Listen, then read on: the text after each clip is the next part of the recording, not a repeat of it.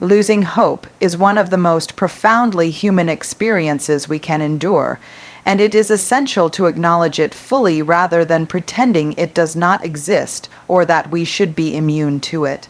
There is a heaviness that settles over the chest when despair grips us, a weight that makes each breath feel measured and each step forward uncertain, and recognizing this weight is not a sign of weakness but a testament to our humanity. We are wired to feel, and when circumstances overwhelm us, whether through loss, failure, betrayal, or relentless disappointment, the sense that hope has vanished can feel all, encompassing, as if the light we once trusted to guide us has been extinguished. In those moments, it is natural to question ourselves, to wonder whether our dreams, our efforts, and our perseverance hold any meaning at all. And yet acknowledging that these questions arise is a form of courage in itself. There is a raw honesty required to sit with the ache, to admit that our heart feels heavy, that the optimism we once carried seems distant, and that the energy to envision a positive future has temporarily faded. When we name these feelings without judgment, we create space to experience them fully and authentically, and in that space, the first seeds of restoration can quietly begin to take root. Denying pain, masking it with forced positivity, or blaming ourselves for losing hope only prolongs the suffering and keeps us disconnected from the truth of our experiences, while embracing the reality of despair allows us to witness the depth of our own humanity and build resilience from it. To acknowledge the pain is to honor the complexity of life, recognizing that grief, disappointment, and fear are not anomalies but integral parts of the human journey. It means allowing ourselves to feel vulnerable, to accept that we do not always have the answers, and that we may stumble and falter under the weight of circumstances beyond our control. It is within this acceptance that we begin to reclaim our agency, not by erasing the pain, but by seeing it clearly, naming it aloud, and understanding that it is not an indictment of our worth or strength. Feeling broken, uncertain, or lost does not make us fragile. It makes us fully human. By confronting the heaviness, by giving voice to the quiet despair, and by permitting ourselves to sit in the discomfort of hopelessness without shame or avoidance, we take the first courageous step toward healing. It is through this radical acknowledgement that the path to hope, however faint at first, begins to emerge, and we learn that strength is not the absence of despair, but the willingness to meet it honestly, to bear it patiently, and to trust that even in our darkest moments, we are capable of finding light again. Embracing vulnerability is often misunderstood as a sign of weakness, but in truth, it is the gateway to clarity, courage, and authentic living. When we allow ourselves to be vulnerable, we acknowledge that we do not have all the answers, that we are imperfect, and that we are navigating a world filled with uncertainty, yet this acknowledgement is precisely what grants us strength. Vulnerability asks us to step into the discomfort of not knowing, of feeling exposed, of admitting that our fears, doubts, and insecurities are real and present. And in doing so, it breaks down the walls we build to protect ourselves from pain. These walls, while designed to shield us, also isolate us, preventing connection, understanding, and the flow of insight that comes when we dare to be seen as we truly are. When we lean into vulnerability, we create space to confront the truth of our circumstances without the distortions of pride, denial, or self-deception, and in that space, clarity begins to emerge. It allows us to identify the sources of our despair, to recognize the patterns that keep us stuck, and to see opportunities for growth that were previously hidden behind fear. Courage does not arise from the absence of fear, but from the decision to act despite it, and vulnerability is the act of stepping forward while fully acknowledging that fear exists. It is the willingness to admit that we are uncertain, that we may fail, that we may be judged or misunderstood, yet choosing to move anyway because our desire to live authentically outweighs the comfort of hiding. Vulnerability is also an invitation to connection because when we allow ourselves to be seen, we signal to others that they too can lower their guard, share their truth, and engage in the kind of human interaction that fosters empathy, understanding, and mutual support. In embracing vulnerability, we release the illusion of control that often binds us in rigid patterns of avoidance, perfectionism, or self-criticism, and instead step into a fluid, honest engagement with life that honors both our strengths and our limitations. The courage cultivated through vulnerability is not loud or boastful. It is quiet, persistent, and deeply rooted in the knowledge that our value is not dependent on appearing invulnerable or on shielding ourselves from discomfort. Each act of vulnerability, no matter how small, builds a reservoir of trust in ourselves, a trust that we can face uncertainty, withstand emotional pain, and navigate the complexities of life with grace. By embracing vulnerability, we allow ourselves to experience life fully, to take risks, to form meaningful relationships, and to make choices aligned with our deepest values, even when the outcomes are uncertain. Ultimately, vulnerability is the bridge between despair and hope, between stagnation and growth, and it teaches us that courage is not about avoiding fear or pain, but about stepping forward anyway, fully human, fully seen, and fully alive. Even in the darkest moments, when it feels as though hope has been completely eclipsed and the weight of despair presses down from every direction, there exists a remarkable truth. Progress does not need to be monumental to be meaningful. Small, deliberate actions, when taken consistently, have the power to carve a path forward, even through the densest shadows. When we are overwhelmed by loss, disappointment, or uncertainty, it is tempting to believe that only grand gestures or dramatic changes can make a difference, yet this belief often paralyzes us, keeping us rooted in inaction. The courage to take tiny, intentional steps, however, is where true resilience is cultivated, for it allows us to reclaim agency over our lives when circumstances feel uncontrollable.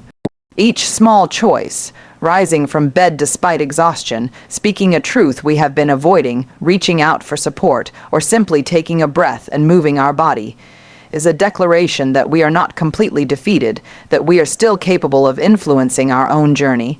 These incremental actions accumulate, like drops of water wearing away stone, creating movement even when the broader path remains unclear, and over time, they produce momentum that transforms despair into possibility. Strength is not always revealed in grand, heroic moments. Often, it is discovered quietly in the persistence of ordinary, repeated acts, the ones that require us to show up even when the outcome is uncertain. By focusing on the small, manageable steps in front of us, we reduce the overwhelming pressure of the bigger picture and allow ourselves to navigate the journey one moment at a time. In this way, even the heaviest darkness becomes navigable, because the journey is composed not of leaps across impossibly wide gaps, but of steady, intentional movements that gradually build a bridge toward light. Small actions remind us that progress is not always linear, that setbacks may occur, and that hope can be fragile, yet they also demonstrate that growth, recovery, and renewal are possible when we commit to showing up consistently, even in the face of fear or uncertainty. There is profound courage in recognizing that we do not need to have all the answers, that we do not need to immediately transform our circumstances, and that every deliberate, positive choice matters, no matter how insignificant it may seem at first. As these small steps accumulate, they reconnect us with our own strength, remind us of our capacity to endure, and quietly rebuild hope from the inside out. In this process, we come to understand that resilience is not forged in moments of perfection or instant transformation, but in the persistent, mindful engagement with life, one small step at a time, and that even the darkest night can be navigated by the steady light of intention guiding us forward. Being gentle with yourself in moments of despair is not an indulgence. It is a necessity for survival, healing, and the reclamation of hope, because shame and self-blame are like heavy chains that anchor us to our suffering and prevent forward movement. When life feels overwhelming, when hope seems distant, and when mistakes, setbacks, or circumstances beyond our control weigh heavily upon us, it is easy to turn inward with criticism, to replay every failure, every misstep, and every decision we wish had been different, as if our self-worth depended on perfection. Yet this inner assault only deepens despair, creating a cycle in which guilt fuels hopelessness, and hopelessness fuels guilt. Self-compassion, in contrast, is the practice of recognizing our shared humanity, acknowledging that suffering is a universal experience, and offering ourselves the same kindness and understanding we would extend to someone we love deeply. It requires the courage to see ourselves clearly, not through a lens of judgment or condemnation, but with honesty and care, allowing ourselves to admit that we are struggling without defining our entire being by that struggle. To practice self-compassion is to pause when the mind urges self-criticism, to breathe through the discomfort of perceived failure, and to speak to oneself with words of encouragement and reassurance instead of blame. It is a refusal to allow shame to dictate the story of who we are, and an active choice to treat ourselves as worthy of care, even when life feels unrelenting. This gentleness does not mean ignoring accountability or avoiding growth. Rather, it is the foundation upon which resilience and transformation are built. When we nurture ourselves in moments of darkness, we create an inner environment in which hope can slowly return, courage can quietly build, and clarity can emerge from the fog of despair. Self-compassion allows us to sit with our pain without being consumed by it, to feel our emotions without being defined by them, and to honor our humanity even when the world feels harsh and unforgiving. By embracing this practice, we break the cycle of self-punishment and replace it with a sustaining rhythm of care, patience, and understanding, recognizing that our mistakes, setbacks, and fears do not diminish our intrinsic value. In doing so, we reclaim the energy and emotional bandwidth needed to take the next step forward, to reach for connection, and to re-engage with life in a meaningful way. Every act of self-compassion is a quiet revolution against despair, a reminder that even when the world is heavy, we have the ability to be a source of comfort, encouragement, and hope for ourselves. It is in this space of gentleness that we discover not weakness, but profound strength, the kind that allows us to endure, to grow, and to eventually emerge from hopelessness with a renewed sense of possibility and inner peace. Throughout history and in everyday life, countless individuals have faced circumstances so overwhelming that the very idea of hope seemed impossible. Yet their stories of resilience demonstrate that recovery, renewal, and the reclamation of life are not only possible but achievable through persistence, courage, and vulnerability. These stories remind us that despair is not a permanent state, that the human spirit possesses an astonishing capacity to endure, and that even when the weight of loss, failure, or uncertainty seems unbearable, people have found ways to rise, rebuild, and reimagine their futures. Consider those who have survived profound personal loss, who have faced illness, financial ruin, or betrayal, and yet, despite the pain, have taken steps, sometimes small, sometimes courageous leaps, to reclaim agency over their lives, to redefine what is possible, and to create meaning out of suffering. Their resilience is not the absence of fear, grief, or doubt. It is the willingness to act in spite of those feelings, to confront the darkness rather than shrink from it, and to acknowledge vulnerability while still choosing to move forward. These examples serve as living proof that hope can be regenerated, often in the most unexpected ways, whether through reaching out for support, finding purpose in helping others, learning to forgive oneself, or simply choosing to take one more step when every fiber of the body and mind resists. By examining such stories, we recognize patterns of perseverance that are universally human, the acceptance of reality, the refusal to give in to self, blame, the cultivation of patience, and the commitment to small, deliberate actions that gradually lead to transformation. These narratives also teach us that recovery is rarely linear. It is a winding path marked by setbacks, moments of doubt, and the need for repeated courage. Yet even in the face of repeated failures, those who endure illustrate that persistence matters more than perfection. Drawing inspiration from these examples does not mean we must replicate their journeys exactly, but it does show that hope is not a finite resource and that every individual, regardless of their circumstances, has the potential to rediscover light in their life. Stories of resilience affirm that despair is not the final chapter, that human beings are capable of remarkable adaptation, and that even after profound disruption, growth and renewal are possible. They encourage us to witness our own struggles through a lens of possibility rather than finality, to understand that setbacks are part of the journey, and to believe that with patience, intention, and self-compassion, we too can emerge from the darkness. By holding these examples in our awareness, we cultivate a mindset that does not surrender to hopelessness, but instead leans into the inherent strength within ourselves, drawing lessons from those who have navigated similarly treacherous waters, and ultimately demonstrating that the potential for recovery and the return of hope is never truly lost.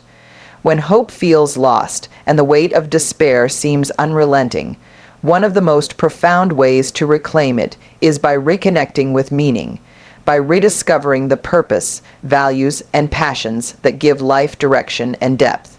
In moments of hopelessness, it is easy to feel untethered, as though the very ground beneath us has shifted and left us adrift.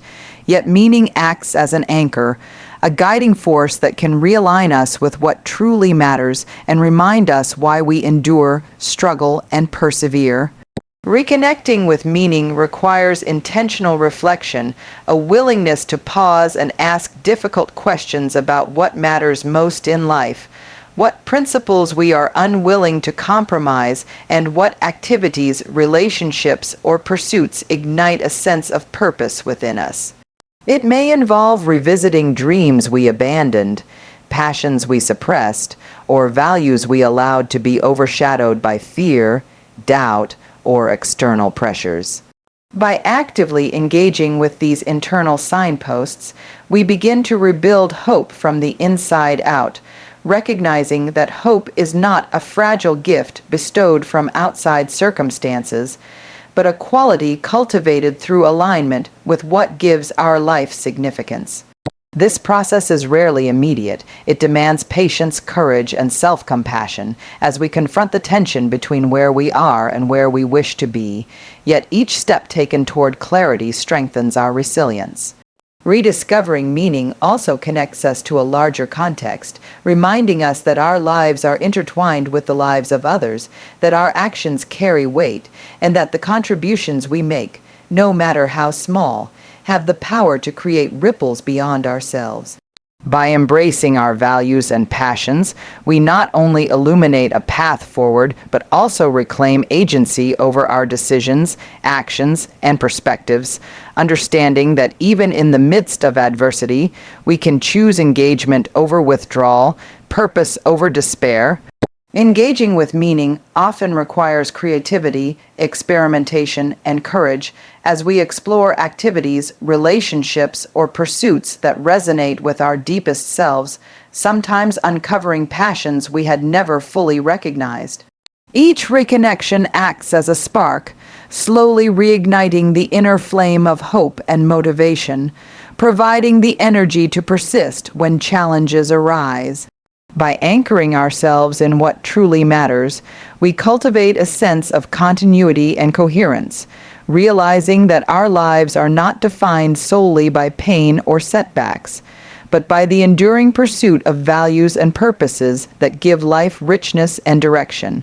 In essence, reconnecting with meaning transforms hopelessness into an opportunity for growth, self discovery, and renewal, demonstrating that even when the world feels uncertain or unfair, we possess the capacity to create significance, embrace our passions, and foster a resilient hope that originates not from external circumstances, but from a deep, intentional engagement with what it means to live a life aligned with our most authentic selves.